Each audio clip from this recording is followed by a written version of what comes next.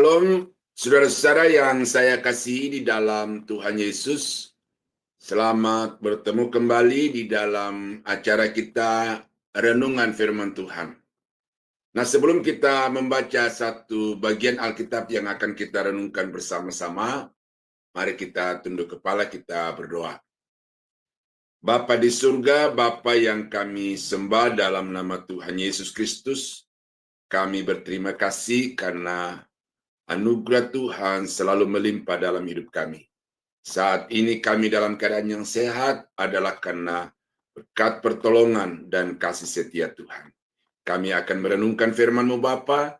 Kami mohon Roh-Mu yang kudus akan menerangi hati, pikiran, dan juga pendengaran kami, serta menguatkan kami untuk kami mengerti dan melakukan dalam kehidupan kami setiap saat. Kami berdoa, kami sambut firman Tuhan dalam nama Yesus. Haleluya. Amin.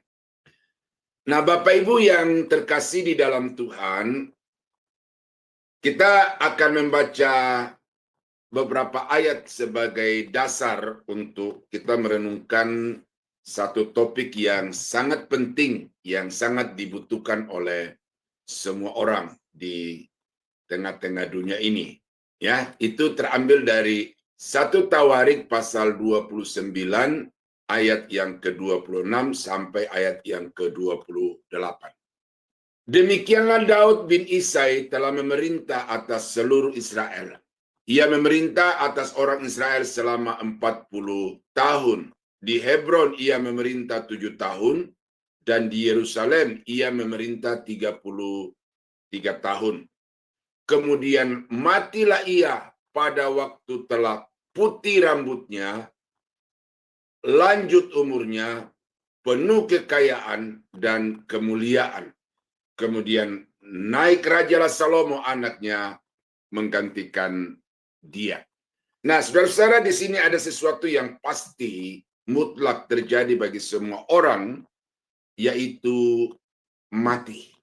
Jadi kematian bukan pilihan, ya, tetapi kematian adalah sesuatu yang sudah menjadi ketetapan Tuhan dan itu sudah menjadi hukum alam bagi semua orang yang pernah lahir dan hadir di tengah-tengah dunia ini. Jadi di dunia ini tidak ada kehidupan yang bertahan selama-lamanya. Nah, tetapi yang kita pelajari dari Daud ini bahwa akhir dari kehidupannya itu adalah sebuah akhir yang sangat membanggakan, sangat menyenangkan.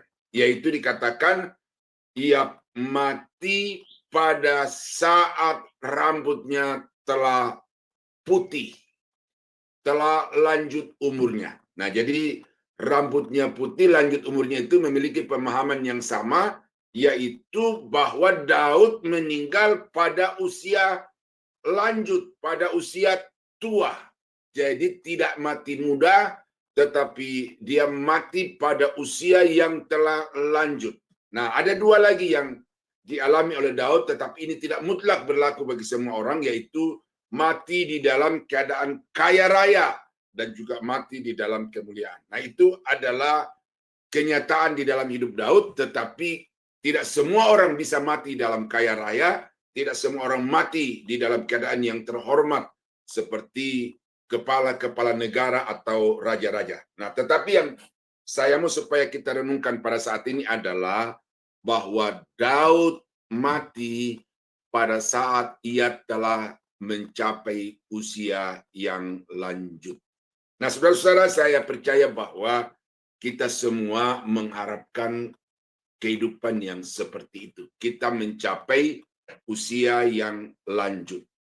Saya terinspirasi atau disemangati, ya, lebih disemangati oleh dua tokoh yang saya, bukan hanya dua-duanya, tetapi ini yang saya temukan langsung. Yang pertama itu adalah mantan Perdana Menteri Malaysia, Mahathir Mohamad. Sampai di usia yang ke-90-an tahun itu dia masih sehat, masih kuat, memorinya masih tajam. Ya, dia masih berkarya di usia yang sudah demikian lanjut itu. Yang kedua, saya ketemu di satu channel YouTube. Ada seorang pendeta dari tanah Papua yang ketika saya melihat dia berdiri di atas podium itu, Tidak seperti yang kemudian dia katakan, bayangan saya itu, bahwa dia telah mencapai usia 91 tahun karena penampilannya masih segar. Yang kedua, ketika dia menyampaikan firman Tuhan itu, dia sampaikan di dalam pemikiran yang tajam. Berarti logikanya masih bagus. Lalu kemudian memorinya, ya, itu dia ingat. Lalu bagaimana dia menyampaikan firman itu secara runut? Berarti bagaimana Tuhan pelihara mental dari Bapak ini sehingga dia mencapai usia 91 tahun dan fisiknya sehat. Nah, jadi dua orang itu menjadi penyemangat bagi saya untuk dapat terus berjuang dan berusaha supaya mencapai usia yang 90 tahun itu dan tetap dalam keadaan yang sehat diberkati Tuhan. Nah, untuk itu maka dari Alkitab kita akan menemukan ya beberapa ayat, dan karena itu ini tidak saya sampaikan dalam hanya satu sesi renungan, saya sampaikan di dalam beberapa sesi karena ada banyak rumus-rumus di dalam Alkitab. Bagaimana seseorang itu dapat mencapai usia yang lanjut, dapat mengalami umur yang panjang. Dan karena itu saudara-saudara, saya harapkan dari ayat-ayat yang saya sampaikan kepada Bapak Ibu ini saudara pahami dengan benar, kemudian saudara terapkan. Itu menjadi rahasia, menjadi resep untuk memperoleh hidup yang umur panjang seperti Daud, seperti dua tokoh yang saya sebutkan tadi itu, yaitu sedemikian firman Tuhan.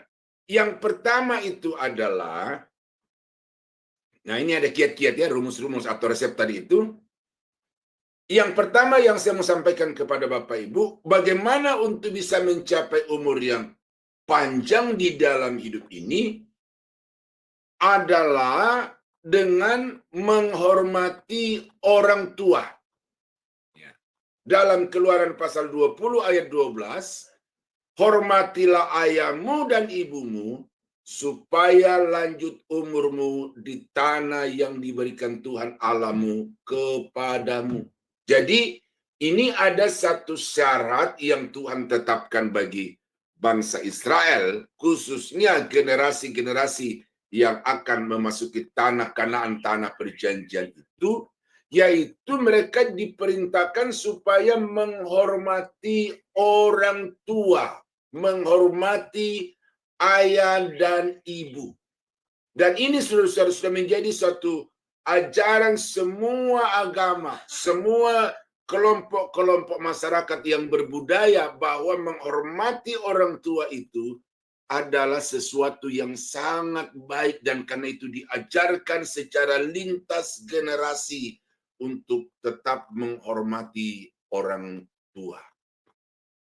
Ya, ini ada dua ayat saya angkat lagi untuk meneguhkan apa yang dikatakan di dalam Ulangan ya. Hormatilah ayahmu dan ibumu seperti yang diperintahkan kepadamu oleh Tuhan Allahmu, supaya lanjut umurmu dan baik keadaanmu di tanah yang diberikan Tuhan Allahmu kepadamu. Jadi diulangi lagi di sini perintah Musa kepada bangsa Israel itu, supaya mereka menghormati ayah dan ibunya, karena itu akan membuat mereka mengalami hidup dengan umur yang panjang dan bukan sakit-sakitan, tetapi dalam keadaan yang baik, sehat, sejahtera, tentram, dan bahagia. Jadi menghormati orang tua itu bukan saja merupakan sesuatu kewajiban secara kultur, atau bukan hanya merupakan sesuatu yang harus dilakukan sebagai balas budi, ya, tetapi itu adalah perintah Tuhan yang karenanya kita diberkati dengan umur panjang dan penuh dengan kebaikan. Nah, kemudian ditegaskan kembali oleh Paulus di dalam Perjanjian Baru, dikatakan dalam Efesus pasal 6 ayat 2 dan 3, hormatilah ayahmu dan ibumu. Ini adalah satu perintah yang penting seperti yang nyata dari janji ini, supaya kamu berbahagia dan panjang umur di bumi.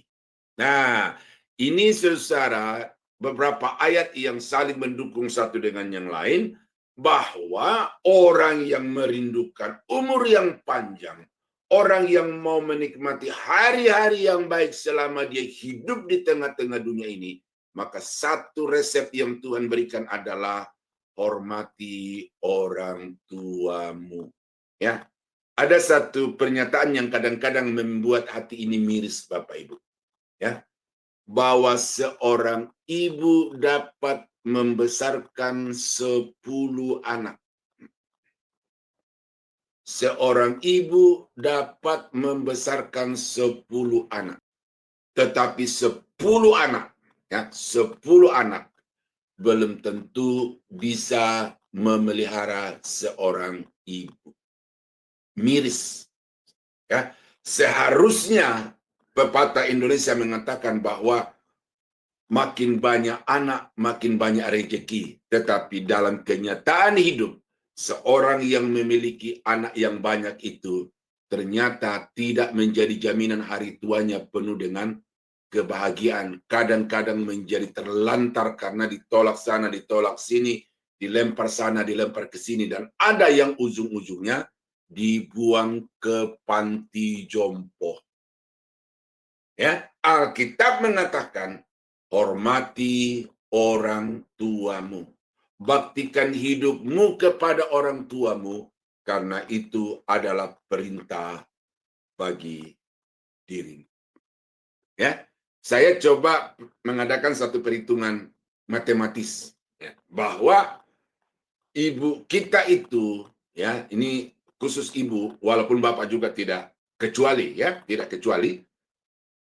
Lamanya dia membesarkan kita, merawat kita itu 9 bulan 10 hari dalam kandungan. Katakanlah setahun. Lalu dari 0 sampai kita lulus kuliah itu kurang lebih rata-rata 25 tahun. Jadi plus 1 di dalam kandungan sudah 26 tahun. Kemudian dari kita lulus kerja sampai kita lulus kuliah sampai kita mendapatkan pekerjaan. Itu tidak ada yang begitu lulus langsung dapat kerja. Masih nganggur, masih cari-cari pekerjaan, dan ada yang tahunan tidak dapat. Dan itu masih ada di dalam perawatan, dalam pemeliharaan, dalam pengasihan orang tua. Sehingga saya bulatkan bahwa kita itu dipelihara oleh orang tua kita itu kurang lebih 30 tahun. Itu secara penuh orang tua menjamin hidup kita. Nah, kemudian orang tua kita itu sampai pada usia di mana dia mampu untuk berkarya, lalu sampai dia dipanggil oleh Tuhan, itu berapa tahun? Ya, karena orang tua itu setua-tuanya, serentah-rentahnya, itu dia masih bisa mengurus diri sendiri. Katakanlah mandi, katakanlah masak, dan lain sebagainya. Tetapi ketika kita kecil, maka full apa yang kita butuhkan itu dikerjakan oleh orang tua kita. Nah, jadi dengan perbandingan itu secara matematis bagi saudara dan saya, menjadi satu penegasan lagi bahwa betapa pentingnya seorang anak itu membaktikan diri kepada orang tua. Bukan saja oleh karena itu merupakan perintah Tuhan, tetapi melihat betapa pengorbanan orang tua kita yang telah dia lakukan sepanjang umur kita, terutama di usia dari dalam kandungan sampai kita mendapatkan pekerjaan. Nah, jadi karena itulah saudara-saudara kekasih dalam Tuhan, ini rumus untuk saudara bisa mencapai umur yang panjang. Jadilah anak yang senantiasa menghormati orang tua. Nah, bagaimana kita yang sudah tidak punya orang tua karena orang tua kita sudah meninggal? Bagaimana kita menghormati orang tua kita? Ya, bersyukurlah bagi saudara yang masih punya orang tua, karena saudara masih bisa membaktikan diri sebagaimana yang diajarkan oleh Alkitab secara langsung. Tetapi bagi kami yang orang tua sudah tidak ada, apa yang harus kami lakukan dalam kerangka menghormati orang tua? Maka walaupun jasad mereka itu sudah hilang lenyap dimakan tanah, dari debu kembali kepada debu, tetapi ajaran-ajaran orang tua kita itu senantiasa hidup di dalam kehidupan kita. Karena itu maka orang-orang yang sudah tidak punya orang tua karena meninggal, maka hormati orang tuamu itu dengan menerapkan ajaran-ajaran yang telah diberikan kepadamu sejak engkau dari 0 tahun sampai dia meninggal. Nah, itu cara orang yang sudah tidak punya orang tua menghormati orang tua. Nah, itu yang pertama. Yang kedua, bagaimana supaya saudara bisa mencapai umur yang panjang? Di dalam Ulangan pasal 4 ayat 40 dikatakan, berpeganglah pada ketetapan dan perintahnya yang kusampaikan kepadamu pada hari ini, supaya baik keadaanmu dan keadaan anak-anakmu yang kemudian, dan supaya lanjut umurmu di tanah yang diberikan Tuhan Allahmu kepadamu untuk selama-lamanya. Menghormati orang tua itu adalah perintah Tuhan. Tetapi itu satu dari sekian.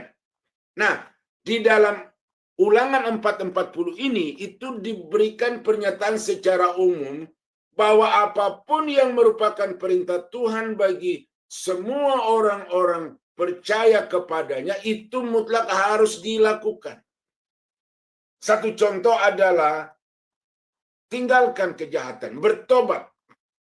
Salah satu contoh adalah tekun beribadah.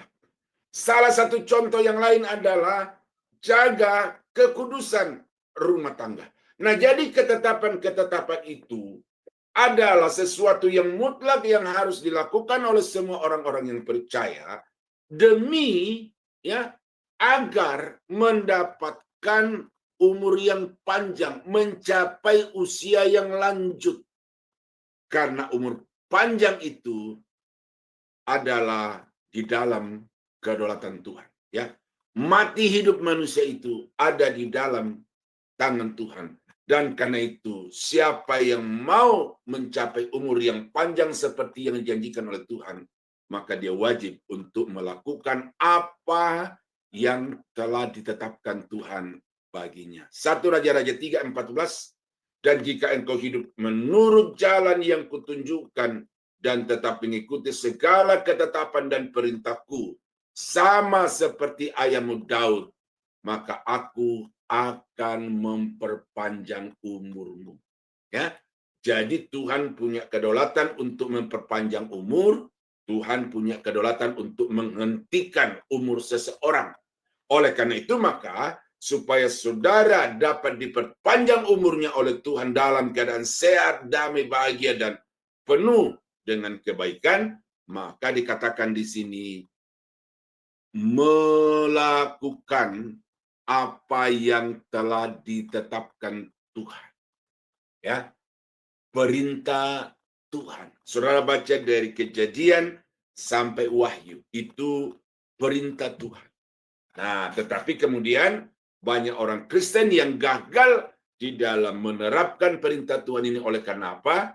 Karena lebih menuruti hawa nafsu, lebih menuruti keinginan daging, lebih menuruti godaan dunia, lebih menuruti perintah iblis daripada perintah Tuhan.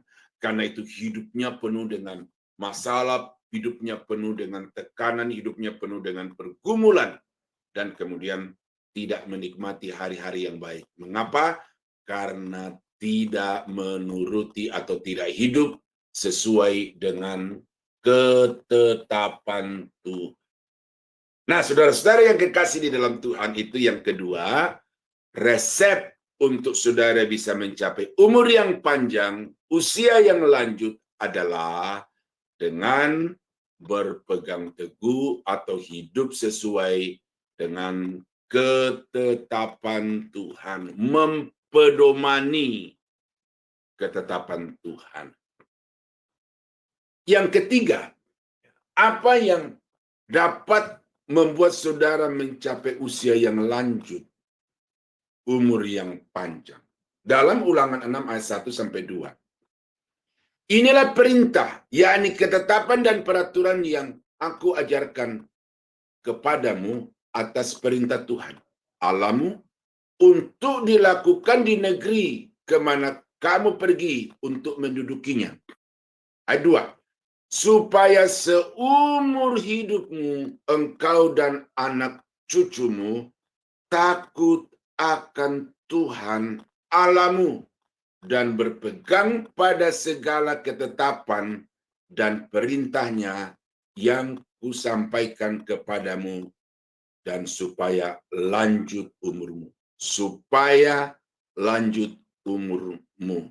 Apa yang harus kita lakukan supaya kita dapat mencapai umur yang panjang, usia yang lanjut, adalah hidup takut akan Tuhan. Saudara, ini penting karena banyak orang mengaku diri Kristen, mengaku diri majelis gereja, mengaku diri pelayan Tuhan, pendeta, pengkhotbah, pengajar, tetapi mereka tidak takut Tuhan. Dosa perzinahan tidak hanya dilakukan oleh orang yang tidak kenal Tuhan. Tidak hanya dilakukan oleh orang Kristen level jemaat, tetapi tingkat majelis, bahkan tingkat pendeta, itu rentan. Dan sudah terbukti di dalam sejarah kehidupan bahwa banyak dari rohaniawan-rohaniawan yang jatuh bahkan hidup di dalam dosa perzinahan. Dibongkar beberapa tahun yang lalu, saya ketemukan satu channel YouTube. Biara-biara itu setelah dibongkar, direnovasi, ternyata ditemukan di sana ada banyak tengkorak-tengkorak bayi. Dan dari mana itu dikatakan, didapatkan, atau tengkorak-tengkorak itu berasal? Itu diselidiki. Ternyata biarawati itu melakukan perzinahan sehingga mereka melahirkan yang sebenarnya tidak dibolehkan bagi biarawati. Nah, jadi apa artinya? Tidak takut Tuhan. Takut pimpinan, oke. Takut organisasi, oke. Tetapi tidak takut Tuhan. Karena itu mereka secara organisasi taat, loyal kepada pimpinan. Tetapi kemudian mereka melakukan satu perbuatan keji yang tidak sesuai dengan kehendak Tuhan. Ini ada 2 ayat. Amsal pasal 10 ayat 27. Takut akan Tuhan memperpanjang umur, tetapi tahun-tahun orang fasik diperpendek. Lalu di dalam Pengkhotbah pasal 8 ayat 13, tetapi orang yang fasik tidak akan beroleh kebahagiaan, dan seperti bayang-bayang ia tidak akan panjang umur. Ia tidak akan panjang umur karena ia tidak takut terhadap hadirat Allah. Nah, jadi orang-orang yang tidak takut hadirat Allah, orang-orang yang tidak takut Tuhan itu tidak akan pernah mengalami umur yang panjang. Itu sebabnya saudara-saudara kekasih di dalam Tuhan, maka perlu di dalam hidup kita ini kita tumbuh kembangkan rasa takut kepada Tuhan itu. Nah, apa rasa takut kepada Tuhan itu? Adalah menjauhi semua yang bertentangan dengan karakternya Tuhan, yang melanggar kesuciannya, yang melanggar kesetiaannya, yang melanggar semua ketetapan-ketetapan dan perintah-perintahnya. Itu harus dijauhkan dari kehidupan saudara dan saya.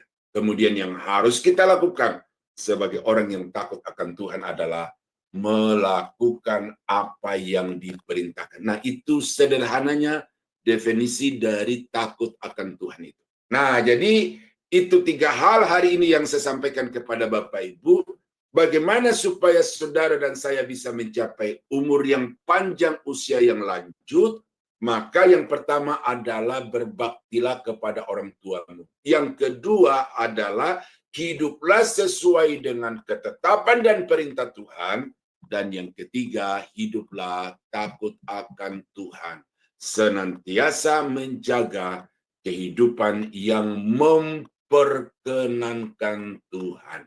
Nah, kiranya Tuhan memberkati Bapak Ibu, sehingga firman ini dapat Bapak Ibu pahami dan kemudian lakukan, dan sebagai akibatnya janji Tuhan berlaku dalam kehidupan saudara, yaitu mencapai umur yang panjang. Tuhan Yesus memberkati. Mari kita tunduk kepala, kita berdoa.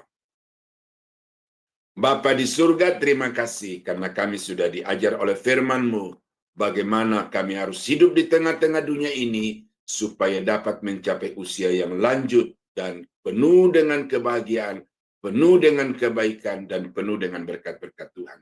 Karena itu, resep firman Tuhan yang sudah kami dapatkan, Engkau tanamkan itu dalam hati kami dengan roh-Mu ya Tuhan, supaya kami senantiasa mengingatnya dimanapun kami berada. Dan kami mohon kekuatan dari Roh Kudus, menguatkan kami, supaya apa yang Kau perintahkan kepada kami dapat melakukannya dengan sekuat tenaga, sepenuh hati, dan segenap jiwa. Terima kasih Bapa. Kami berdoa mengucap syukur untuk firman-Mu dalam nama Yesus. Haleluya. Amin.